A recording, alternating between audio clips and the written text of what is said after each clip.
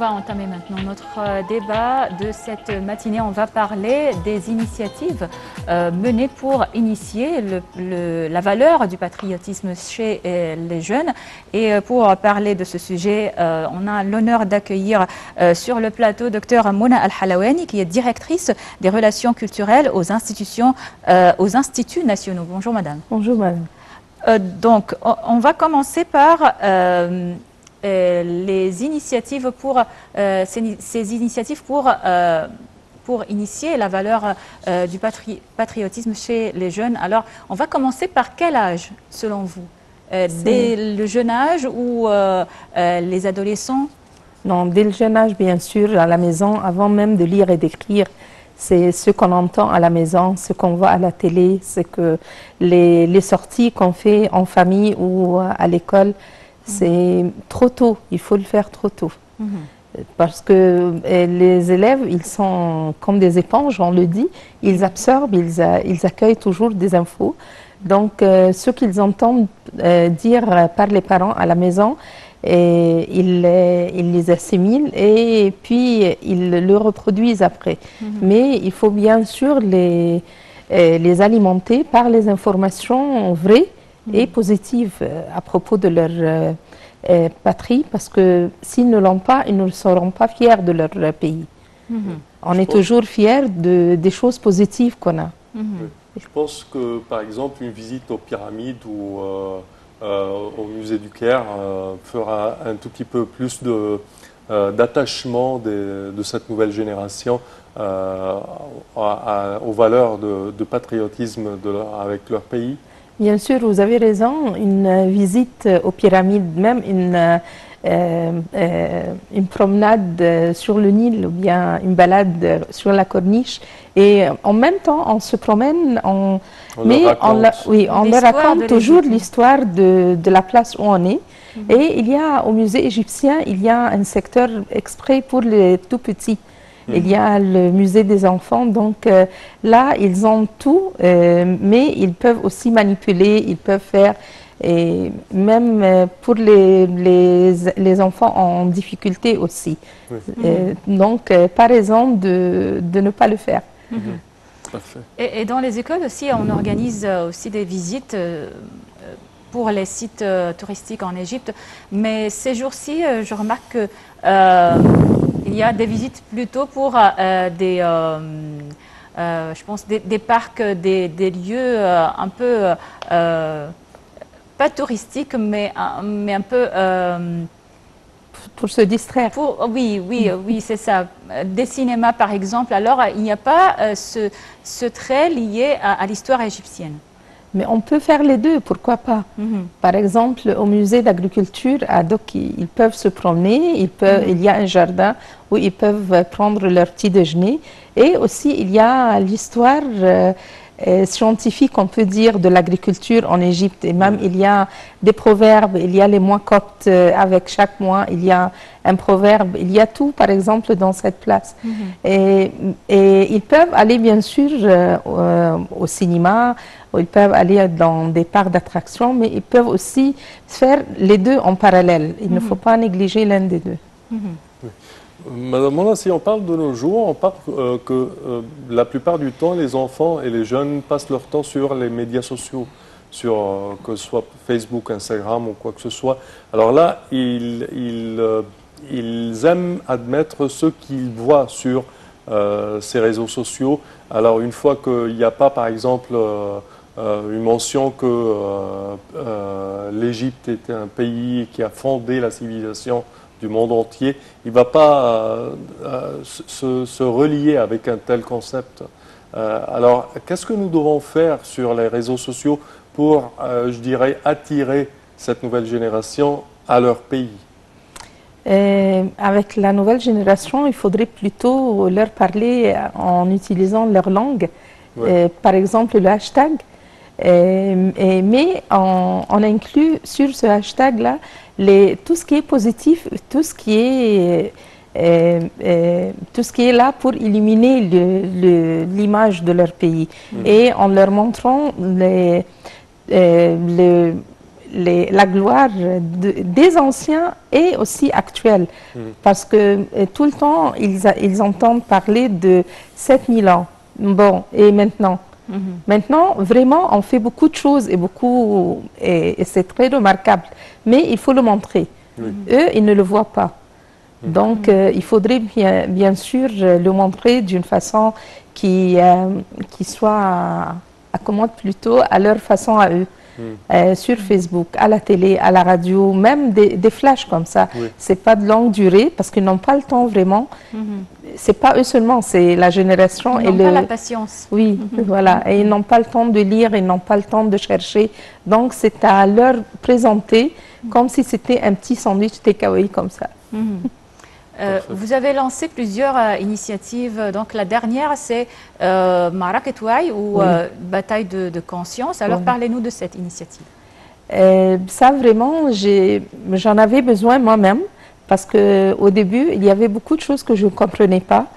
Et puis, en cherchant et en posant des questions, j'ai appris à comprendre et j'ai appris beaucoup de choses.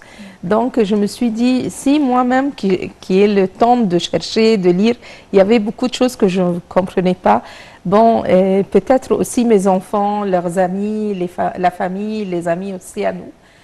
Donc, j'ai lancé ce hashtag-là et en mettant là-dessus des informations très simples, mais vraies. D'abord, je vérifie d'abord les sources des informations et je les mets soit en vidéo, soit en petite explication, mais tout le temps, il y a le hashtag Ma'arakat Wa'i. Est-ce que ça a été appliqué sur plusieurs instituts nationaux, par exemple, ou écoles, ou comment Ça, c'est sur Facebook, c'était perso d'abord, et maintenant, alhamdoulilah, il y a beaucoup d'amis, beaucoup de collègues qui l'utilisent et qui font la même chose. Donc, il y a nos élèves, nos étudiants qui le lisent, les amis, les familles en général. C'est pas spécialement pour les écoles, mais c'est pour tout le monde. Donc, vous reprenez une information ou une rumeur, par exemple, et vous la mettez sur Facebook et vous mettez l'information correcte sur, sur cette rumeur, par exemple. Oui, exact. Soit la correction des rumeurs, soit la gloire aussi qui se fait maintenant, les nouvelles constructions, les nouveaux projets, voilà. Parfait. Quelle était la réaction des enfants là-dessus? D'abord, on me posait la question, c'est vrai, on ne savait pas, c'est vrai, on ne savait pas. Et puis, maintenant, ils ont confiance, alhamdoulilah, et eux-mêmes, ils ajoutent. Voilà, ils ajoutent et eux-mêmes, ils ont commencé à chercher ou bien me poser des questions à propos des événements ou des nouvelles. S'il vous plaît, est-ce que ça, c'est correct? Et moi, je le fais sous forme de post aussi. Avec les références. Voilà, avec la fausse et la correcte information. Ça, c'est pour les enfants, mais pour les adolescents, par exemple, est-ce qu'ils ont cette curiosité des enfants pour savoir et pour découvrir, donc pour savoir la vérité je pense que les adolescents sont surtout, ils cherchent quelque chose d'autre, ils cherchent à savoir sur les autres pays, par exemple, et alors ces sujets-là ne sont pas assez intéressants pour eux. Au début, c'était comme ça, oui, dans mon entourage, mais les adolescents aussi, ils sont très intelligents, et donc il faut aussi les attirer par des choses vraies et qui correspondent à leur façon de penser. Et quand vous mettez devant eux toutes les informations et vous les comparez avec des ressources réelles, donc ils sont convaincus, non pas à faire autre chose. Donc ça prend un peu du temps, mais on a le même résultat à la fin. Il y a un événement qui s'est passé depuis à peu près une dizaine de jours, c'est la projection du film Al-Mamar dans la télévision égyptienne. Il y avait une réaction incroyable, il y avait une réaction unique, je dirais. Le fait que tout le monde s'est branché devant les télés, dans des cafés ou à la maison, ça donne un certain message. Le peuple égyptien envoie un message là. comment l'interprétez-vous et comment l'utiliser pour sensibiliser les jeunes pour le patriotisme envers leur pays? Ça, vraiment, c'était super. Au début, c'était ma fille qui m'a invitée à le voir au cinéma. Et c'était pour moi une surprise. Parce que quand elle m'a proposé de le voir, c'était depuis quelques mois et elle était encore à l'université, donc une adolescente plutôt. Et je lui ai posé la question, on va voir un film militaire? Toi, tu l'as vu? Elle m'a dit, moi je l'ai vu avec mes amis, mais j'aimerais bien que tu le vois toi-même. Je lui ai dit, ah bon, encore? Tu veux le voir encore une fois? Et on est allés ensemble et j'étais surprise que au cinéma, il y avait plus que 90% des ados. Et les 10%... La salle était complète alors. Ah voilà, oui, et c'était complet et c'était même pas à l'heure de 9 h, mais c'était une séance de 3 heures. Donc c'était vraiment super, oui. Et tout le monde encourageait et était en interaction avec le film. Et quand ça s'est passé à la télé, oui. Et par hasard, j'étais sur la terrasse et j'ai entendu le film de toutes les fenêtres et de tous les balcons. Donc ça montre très bien que ce qu'on voyait depuis quelque temps, c'était pas ce que le public veut, c'était pas ça, mais ils étaient obligés à voir ce qu'on leur donne. Donc si on propose vraiment des sujets intéressants et sérieux, mais donc tout le monde est là pour accueillir ça, et voilà, tout le monde a le sentiment du patriotisme, mais il faut le soulever, il faut le montrer. Oui. Oui. Et ça montre aussi que on a besoin de plusieurs films, de plusieurs feuilletons parlant de l'histoire de l'Égypte, parlant de l'armée égyptienne. Alors, exact, oui. Exact. Vous avez raison. Et ça, c'était de très bonnes nouvelles, ce qu'on va voir pendant les jours qui viendront. Il y aura pendant le Ramadan un feuilleton ou deux et un autre film. Donc, on en a besoin vraiment parce que c'est une gloire vraiment très importante dans notre histoire. Une ère qu'on a oublié un tout petit peu, mais de toute façon, la raviver va nous donner plusieurs leçons, plusieurs conseils pour notre futur, je dirais. Voilà, et ce qui est bien aussi, ce que j'ai bien admiré, c'est que ce n'est pas seulement les films qu'on va présenter, ce n'est pas seulement qui parle de la gloire de 6 octobre, mais il y aura aussi de nos jours maintenant, comme El Mansi et autres. Oui. Donc c'est très important pour leur montrer aussi comment, pendant ces jours-ci, il y a une autre guerre, mais différente. Oui. Oui. Et ça montre aussi que le 7e art, le cinéma et la télévision sont les moyens les plus... je peux dire les plus rapides, les plus efficaces qui touchent surtout les jeunes. Oui, mais ça touche tout le monde. Vous imaginez pas comment c'est touchant, parce que ça touche même les analphabètes, par exemple. Les gens qui n'ont pas les moyens d'aller au cinéma. Ça vient jusqu'à chez nous, à la maison. Donc, nos visiteurs à la maison doivent être à ce niveau-là, pas moins. Oui. Parfait. Si on parle de votre initiative Bataille de conscience, là, est-ce qu'il y a d'autres volets que vous voudriez ajouter à cette initiative?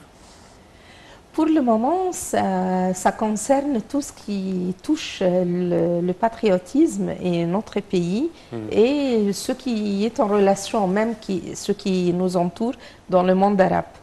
Mais peut-être après ça, je vais essayer que ça toucherait d'une façon ou d'autre des notions scientifiques ou autres. Mais pour le moment, ça c'est le moment de faire la bataille vraiment pour comprendre les guerres par lesquelles on passe. Donc, une dernière question concernant ce qui est à venir, donc les autres initiatives. Est-ce qu'il y a quelque chose de nouveau concernant les initiatives sur le patriotisme ou n'importe quel volet? Pour le travail, oui. Pour les écoles, Et on aimerait bien, pour cette année, Inch'Allah, organiser des sorties et des concours concernant le patriotisme et les gloires de nos jours maintenant. Parce que vraiment, ils ont besoin de voir, de faire des recherches, que eux-mêmes aillent voir beaucoup de lieux et beaucoup de projets, méga projets qui sont déjà en cours. Qui sont en train de faire maintenant. Parfait. Alors, Mona Halawani, au terme de cette édition, nous tenons à vous remercier d'avoir été des nôtres. Merci à vous. Merci Madame et passez une excellente journée. Et c'est ainsi donc que prend fin cette émission de Bonjour l'Égypte. Merci pour votre attention et passez d'excellents moments en notre compagnie.